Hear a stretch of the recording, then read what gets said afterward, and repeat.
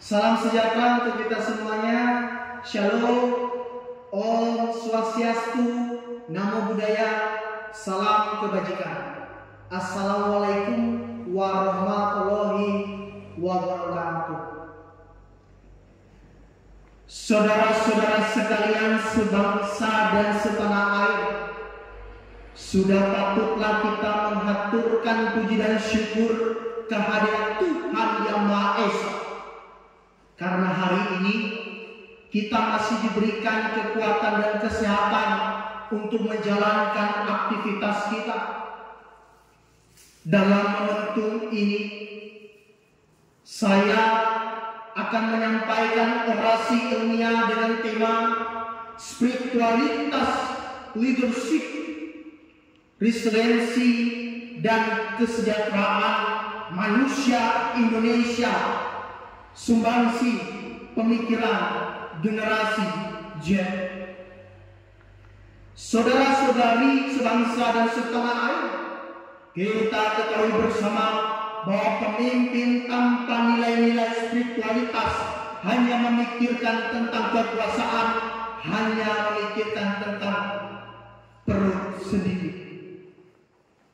Tetapi jika pemimpin yang akan datang, pemimpin Indonesia ke depan, jika dia berakar dalam nilai-nilai spiritualitas, maka saya yakin pemimpin Indonesia ke depan memikirkan tentang keberlangsungan hidup manusia Indonesia. Saudara-saudaraku yang dicintai semuanya,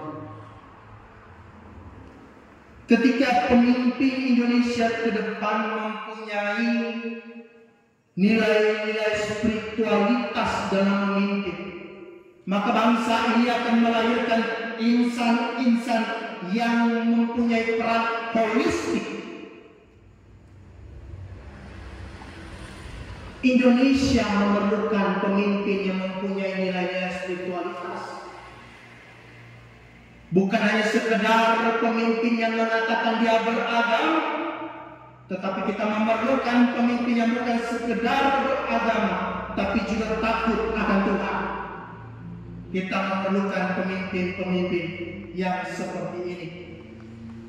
Saya teringat sebuah kalimat yang diucapkan oleh Profesor Salim Haji Said dalam sebuah acara televisi. Beliau mengatakan, nah sekarang Indonesia semua yang masuk KPK, penjabat parlemen, eksekutif itu disumpah secara agama masing-masing. Namun mereka melanggar sumpah itu karena tidak takut pada Tuhan. Ini menjadi sebuah alarm penting bagi bangsa Indonesia yang sebentar lagi akan berusia 78 tahun kemerdekaan. Alarm penting maksud saya adalah pemimpin-pemimpin yang nantinya memikirkan keberlangsungan hidup manusia Indonesia. Bukan hanya memikirkan kepentingan keluarga, bukan hanya mementingkan kepentingan diri sendiri, bukan hanya mementingkan kekuasaan. Saya percaya ketika pemimpin bangsa Indonesia ke depan, siapapun yang memimpin nantinya, ketika dia mempunyai nilai spiritualitas leadership, maka dia mampu mendorong orang-orang yang dipimpinnya, rekan-rekan kerjanya, dengan nilai-nilai integritas, nilai-nilai keadilan, dan nilai-nilai kepedulian antar sesama.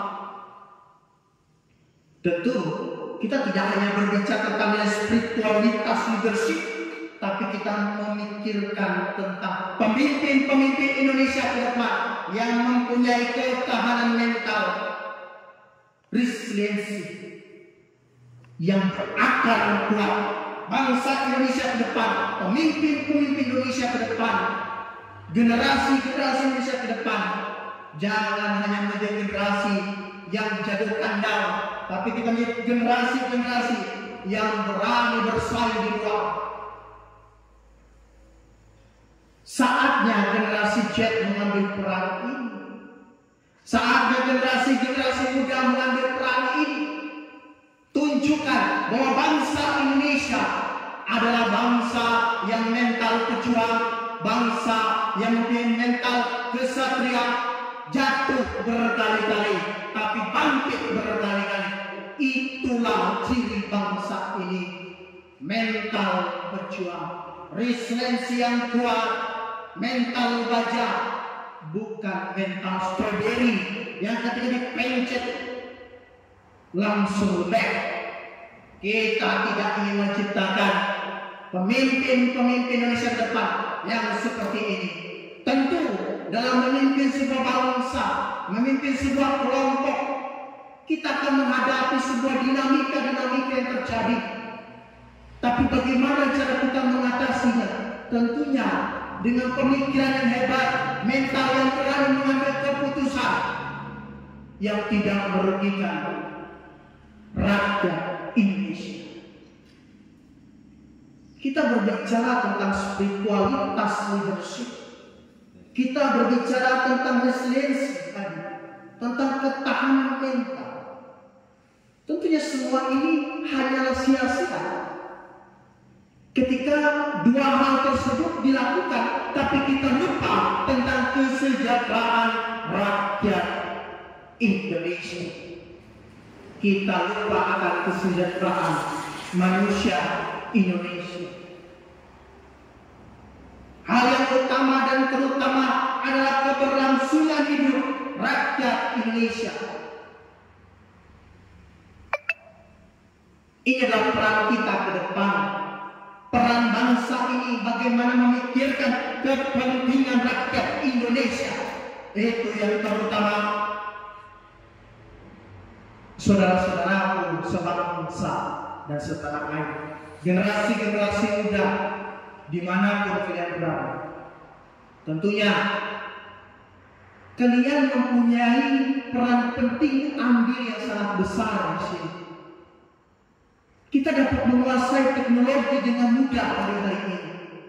Tapi pernahkah kita berpikir untuk memberikan kepada bangsa ini? Atau sebaliknya, kita hanya memikirkan tentang bagaimana saya dapat menjadi orang terdepan, hingga akhirnya kita dengan berani saling bergesek. Kita meninggalkan orang di belakang kita. Ini eranya kolaborasi, bukan era saling bersaing. Generasi Z harus memberikan sumbangan pemikiran yang luar biasa di tengah kemajuan teknologi. Tadi saya berbicara tentang kesejahteraan manusia Indonesia. Seharusnya di usia Indonesia yang nantinya akan bertambah menjadi 78 tahun, seharusnya kita sudah merdeka baik dalam pendidikan, kita sudah merdeka sudah dalam bidang kesehatan, pelayanan-pelayanan dalam bidang kesehatan. Kita seharusnya juga merdeka dalam ekonomi. Saudara-saudaraku sebangsa dan setanah air, apa yang dapat diberikan oleh generasi ke depan, generasi muda ke depan? Tentunya bukan hanya sumbangsi dalam bidang teknologi. Saatnya generasi muda ambil peran, kuasai apa yang kamu punya, bidang apa yang kamu kuasai. Saatnya kau berperan penting untuk membangun bangsa ini. Akhir dari orasi ilmiah saya tutup dengan kalimat seperti ini. Indonesia mempunyai begitu banyak penduduk. Usianya sebentar lagi 78 tahun. Tetapi sudahkah kita menjadi manusia merdeka? Merdeka dari kemiskinan, merdeka dari sistem pendidikan, merdeka dari sistem kesehatan. dan merdeka dalam lapangan pekerjaan. Akhir dari kata, salam Pancasila, merdeka!